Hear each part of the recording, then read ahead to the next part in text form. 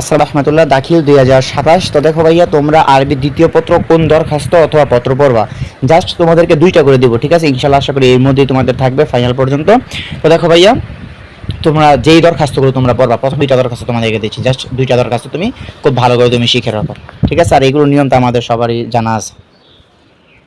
দেখো প্রথমে এখানে দেওয়া আছে উক্তুব তলাবান বিল আরবিয়াতি ইলা মুশরিফিল মাদ্রাসাতি তাতলুবু মিনহু রুখসাত আলি সালাসাতিল আইয়াম, অর্থাৎ 3 দিনের ছুটি চেয়ে আবেদন, ঠিক আছে। 3 দিনের ছুটি চেয়ে আবেদন, এটা তোমরা অনেকেই কিন্তু পারো, ঠিক না, অনেকে হয়তো তোমরা শিখে ফেলছো, ঠিক আছে। এই যে দেখো জাস্ট এই দরখাস্ত তোমরা পড়ো, 3 দিনের ছুটি চেয়ে আবেদন, এই যে এটা। তো প্রথমে তোমরা এখানে তারিখ লিখতে পারো, ঠিক আছে, তারিখ, পরে যে ইলা মুদিরুল মাদ্রাসা বা মুশরিফিল মাদ্রাসা, যেটা তোমার প্রশ্ন দেওয়া বইটা লাগবা, এরপর একটা মাদ্রাসার একটা নাম দিবা, এরপর আল মাউদু, তারপরে এইটুকু তো প্রশ্ন দেওয়া আছে তাই না, তোলাবু রকসাতি লিসালাসাতি আইয়াম, 3 দিনের ছুটি চেয়ে আবেদন। তো দেখো এখানে তোমাদেরকে কমাই দেওয়া হয়েছে, যেগুলো কমাই দেওয়া হয়েছে তোমাদেরকে, ঠিক আছে। দেখো, আর যারা পুরোটা মুখস্থ করছো তারা পুরোটাই দিয়ে দিবা, ঠিক আছে। এই যে দেখো এটা হচ্ছে বাকি অংশটুকু এই প্রথম দরখাস্তের। আর এই যে নিচে এখানে অর্থ আছে, এই যে এখানে অর্থ দেওয়া আছে, অর্থটা তুমি দেখে নিতে পারো, ঠিক আছে। এটা আমি ইমেজটা পোস্ট করে দেবো।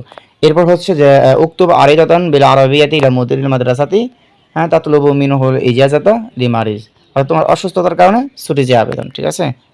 নিজের অসুস্থতার জন্য, মানে তোমার অসুস্থতা, এই জন্য ছুটি চেয়ে আবেদন, ঠিক আছে। এই যে দেখো এটা সেম ওইটার মতোই, জাস্ট তোমার খালি যে বিষয়টা চেঞ্জ হবে, ঠিক আছে। তলাবো কিন্তু আগেরটার মতো ছিল, জাস্ট এখানে লিখবা আল ইজাজাতি লিল মারদি, এইটুকু লেখার পরে সব ঠিক থাকবে। জাস্ট এইখান থেকে চেঞ্জ করা হবে, যে এইখান থেকে এই পর্যন্ত শুধু খালি দিন, ঠিক আছে। পার্থক্যটা হচ্ছে এই জায়গার মধ্যে, শুধুমাত্র এই জায়গার মধ্যে, ঠিক আছে। আর এইটা দুইটার জন্য একটা দেওয়া যেতে পারে, কোনো সমস্যা নেই, বোঝা গেল, দুইটার জন্য একটা দেওয়া যেতে পারে, কোনো সমস্যা নেই।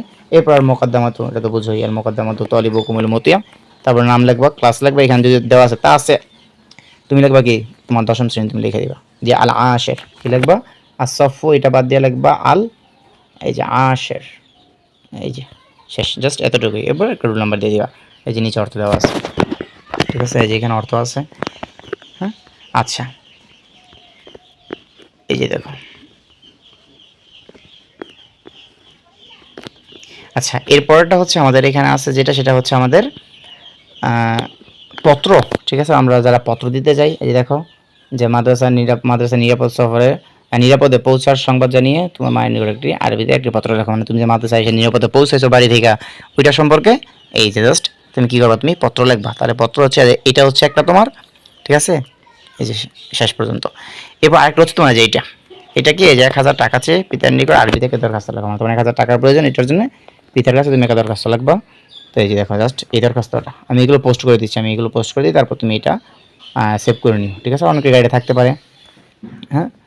এই দেখো অর্থ সহ দিয়ে দিচ্ছি যাতে তোমার বুঝতে সুবিধা হয়, এই যেখানে অর্থ সহ দেওয়া আছে, ঠিক আছে। তাহলে এই পর্যন্ত ইনশাআল্লাহ। আসসালামু আলাইকুম ওয়া রাহমাতুল্লাহি ওয়া বারাকাতুহু।